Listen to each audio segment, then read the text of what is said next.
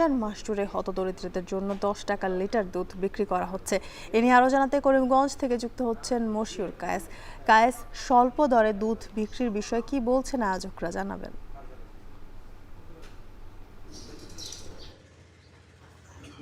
জ্যোতিকা, যেহেতু এই রমজান মাস জুড়ে এই দুগ্ধজাত যে সুষম খাবারটি আছে এর যেহেতু আসলে চাহিদা বাড়ে, সেই জায়গা থেকে কিন্তু আসলে নিম্ন আয়ের যে মানুষজন রয়েছে তাদেরও কিন্তু দিনকে দিন এটি আসলে তাদের হাতের নাগালের বাইরে চলে যাচ্ছে।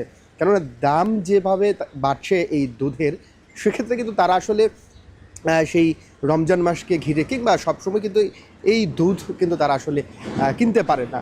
সেজন্য কিন্তু এই যে খামারটি রয়েছে, এই খামারটির এই আয়োজন 10 টাকা লিটার, বিশেষ করে নিম্ন আয়ের মানুষ যারা রয়েছেন তারা কিন্তু স্বাচ্ছন্দ্যে এখান থেকে এসে এই দুধ নিয়ে যেতে পারছেন। এবং এই আয়োজনটি শুধুমাত্র তাদের জন্যই করা হয়েছে, যেহেতু বাজারে 100 থেকে 120 টাকা পর্যন্ত লিটার বিক্রি হচ্ছে, সেখানে শুধুমাত্র 10 টাকা লিটার যে দুধ তারা নিতে পারছে, সেজন্য কিন্তু তারা যে বিষয়টি বলছে যে রমজানে রোজা রাখার মধ্যেও কিন্তু তাদের একটা স্বাচ্ছন্দ্যতা ফিরেছে এবং তারা কিন্তু এই অল্প সময়ের অল্প দামে এই দুধ পাওয়ার কারণে কিন্তু তারা বেশ খুশি উৎফুল্ল আমরা দেখেছি। এখানে যে জেসি এগ্রি ফার্মটি রয়েছে এটি কিন্তু গত 6 বছর যাবৎ এই কার্যক্রমটি চালিয়ে যাচ্ছে হতদরিদ্রদের জন্য।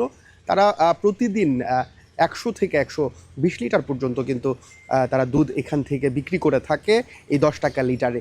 এবং তারা আয়োজকদের সঙ্গে কথা হয়েছে, গত রমজান মাসেও কিন্তু তারা যে লক্ষ্যমাত্রা নির্ধারণ করেছিল যে 3 মেট্রিক টন দুধ তারা বিক্রি করবে, সেটি কিন্তু পার হয়ে গিয়েছিল। এবারও তারা কিন্তু সেরকম একটি লক্ষ্যমাত্রা নির্ধারণ করেছে যে তারা 3 মেট্রিক টনের মতো কিন্তু তারা দুধ এখান থেকে বিক্রি করবে পুরো রমজান মাস জুড়ে। যদি বলি যে এই যে তাদের এই কর্মসূচিটি এবং তাদের এই কার্যক্রমে কিন্তু বেশ প্রশংসা কুড়িয়েছে এবং বিভিন্ন যে মহল রয়েছে, বিভিন্ন মহলেও কিন্তু তাদের নিয়ে বেশ প্রশংসা কুড়িয়েছে। আলোচনা চলছে যে এই দ্রব্যমূল্যের যে ঊর্ধ্বগতি রয়েছে, সেই ঊর্ধ্বগতিতে কিন্তু তাদের এই আয়োজন কিন্তু বেশ প্রশংসনীয় এবং তারা এই মেসেজটিও দিতে যাচ্ছে যে অন্যরাও যেন বিভিন্ন খাদ্য সামগ্রীতে এই রমজান মাসে যেন দাম কমিয়ে আনে। তো এই ছিল কিশোরগঞ্জ থেকে আমার কাছে সর্বশেষ তথ্য।